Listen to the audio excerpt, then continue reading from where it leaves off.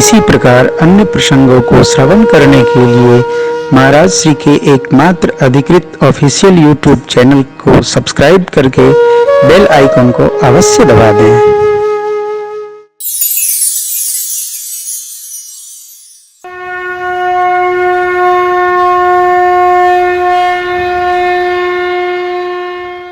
भगवान को जान लेने के बाद, भगवान में अवतरित हो जाने के बाद, भगवान में अवस्थित हो जाने के बाद जगत की यात्रा मानो पूर्ण हो जाती है।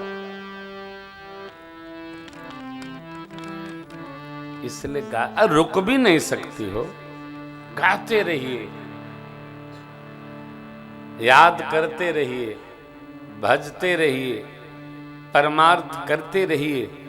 इसी के प्रभाव से एक न एक दिन ऐसे स्थिति अवश्य उत्पन्न हो जाएगी, प्रकट हो जाएगी कि हम भी जान जाएंगे और उन्हीं में अवस्थित हो जाएंगे। स्थिति आएगी। ये जन्म का काम नहीं है, जन्म जन्म का काम, एक बार का काम नहीं है।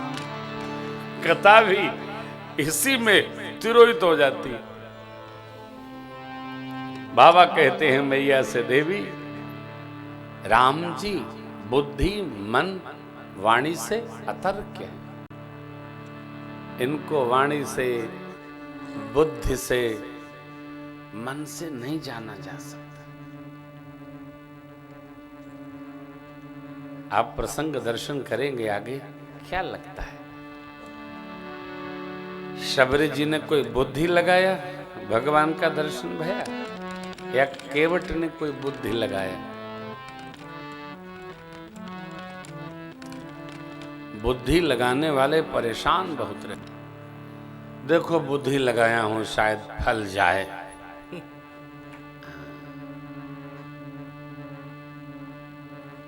गांव में कहते हैं ना, लगाए हैं लकड़ी लहे चाहे न लहे। ऐसा नहीं होता।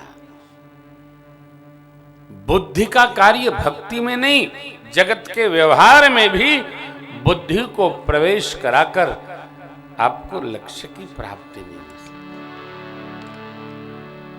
यदि होती तो प्रातस्मरणीय पूज्यपाद गोस्वामी जी क्यों कहते, बुद्धिहीन तनु जान के तब सुमिरऊं पवन कुमार। क्या जान के? बुद्धिमान, बुद्धिहीन जान के। और फिर आगे मांग भी रहे हैं, बल बुद्धि विद्या देव मोहि हरौ कलेश विकार। परमार्थ यात्रा, जगत की यात्रा, भक्ति यात्रा, भगवान के दर्शन की यात्रा बुद्धि से नहीं होती, ये हृदय से होती। बुद्धि का तो काम ही नहीं हो। सुदक्षिण जी ने बुद्धि लगाई, निषाद ने बुद्धि लगाई, केवट जी ने बुद्धि लगाई। नहीं नहीं नहीं, विभीषण जी ने भी कहां बुद्धि लगाई। नाथ दशानन करमय भ्राता, निश्चर वंश जन्म सुर त्राता, सहज पाप प्रिय तामस दया।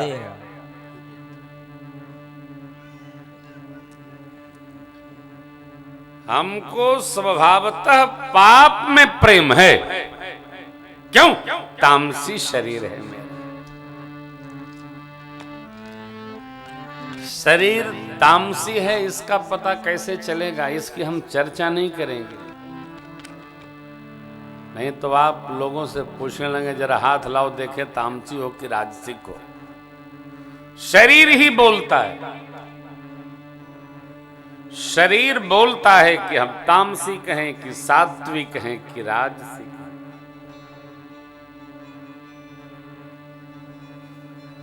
कुछ व्यवहार तो हम छिपा ही नहीं सकते।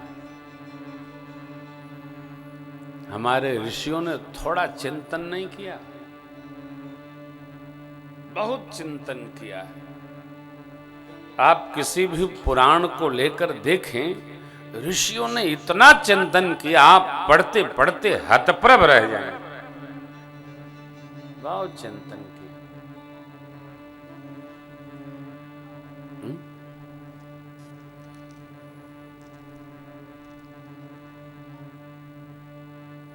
छोटी सी बात, छोटा व्यवहार,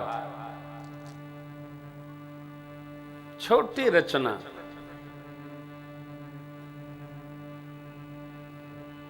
जन्म से लेकर और विदा होने तक जीव के व्यवहार का क्या क्या अधिष्ठान है, स्वरूप है, कैसे होगा, ऋषियों ने यहां तक चिंतन किया। अर्थात उत्पत्ति से लेकर प्रलय के व्यवहार तक चिंतन किया। कल्पना नहीं होती है हो। लंका कांड में मां मंदोदरी रावण को समझाते हुए भगवान के स्वरूप का वर्णन करती है। मैं किसी दिन आपको सुनाऊंगा, अब बड़ा विस्तार है। भगवान का स्वरूप क्या है। अंत में रावण कहता है, अरे क्या महारानी जी आपको हुआ, आपने जितना सुनाया कि वो ये है वो ये है, इन सबको तो मैं जीत ही लिया, फिर राम को तो मैं जीत ही लूंगा। लो, वो अपनी कहता है। ऋषियों ने बहुत चिंतन किया है। थोड़ा टेलीविजन कम देखकर और गीता प्रेस से पुराणों को मंगाकर, एक पुराण को पढ़ने में 3-4 महीने लगता है। पढ़िए आप, देखिए क्या आनंद होगा।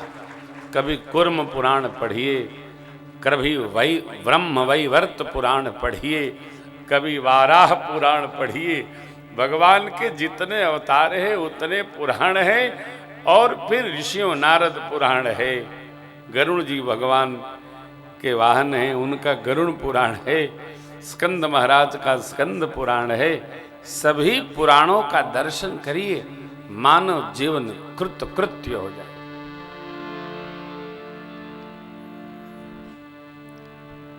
इनकी उनकी बक बात कटौवल करने से तो अच्छा है कुछ हो जाए,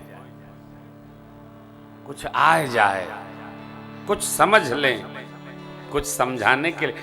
मनुष्य योनि हमको मिली है कुछ इकट्ठा करने के लिए। क्या? थाती। किसकी थाती? बोध की थाती। हम जाने तो, और जो जितना सात्विक भाव में रह करके ज्ञान अवस्थित कर लेता है, उसकी अगले जन्म की यात्रा वहीं से प्रारंभ होती है।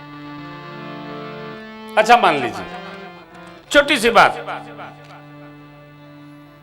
हम पुराण न पढ़कर, कथा न सुनकर जगत के सामान का एकत्रीकरण करने में लगे हैं।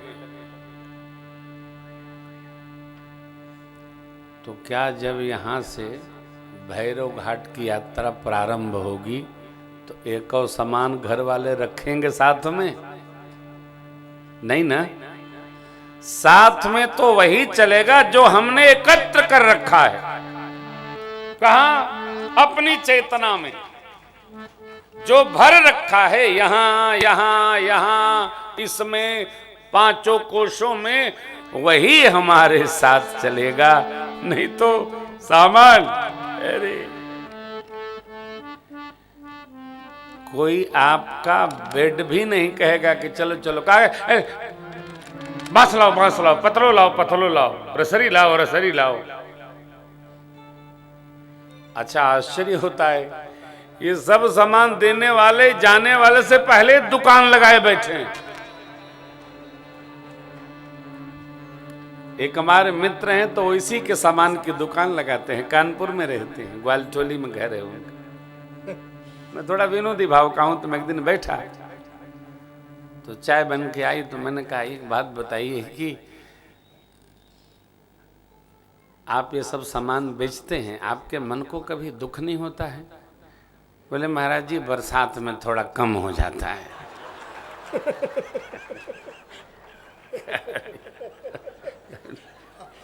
देखा यार, मैं पूछ क्या रहा हूं, अब बता क्या रहे हो? मैं तो ये पूछ रहा हूं कि आप जो ये कर रहे हैं, आपको कभी पीड़ा नहीं होती? नहीं तो ये तो जाने आने का तो लगा है, हम भी जाएंगे। अब मेरा नाम न लो, मैं क्यों जाऊंगा, अभी बहुत दिन रहता है। नहीं, मैं तो एक बात कर, ये देखिए सामान बेचते बेचते वो सिद्ध हो गए कि तो जाना आना लगा ही है संसार का। यानी जाने वाले से पहले जाने का सामान लेकर लोग बैठे हैं। मेरी आपसे प्रार्थना है, थोड़ा पुराणों को देखिए और सामग्री एकत्र करिए यात्रा के लिए। ये हो गया, ये बचा, ये बचा, ये बचा, अरे ये बचा, करते करते ये न बचेगा है? तो करते चलिए,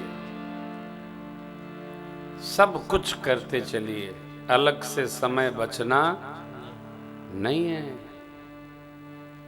साथ है साथ सब करते चला जाए। मेरी तो सबसे यही प्रार्थना है, बचे हैं तब तक। अरे ये ऐसा युग है, आप सब साक्षी हैं, कौन कब तक रहेगा ये कुछ नहीं कहा जा सकता है। वो लोग बड़े भाग्यशाली हैं जो 60 के बाद हैं, जो हैं बच्चे, जो 60 के बाद लोग बचे हैं, उनको तो सर्वकाल यही यात्रा रखनी चाहिए।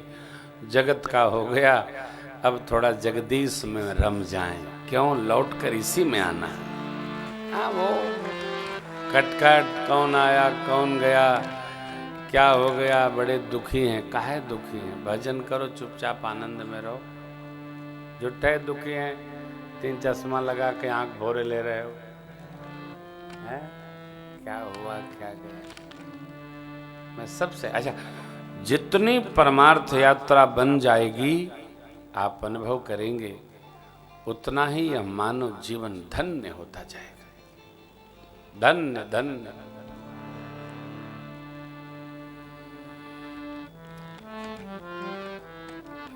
आपको हम केवल कह रहे हैं ऐसा नहीं है, ये मेरी अपनी अनुभूति है। बहुत कर लिया, कितना करेंगे।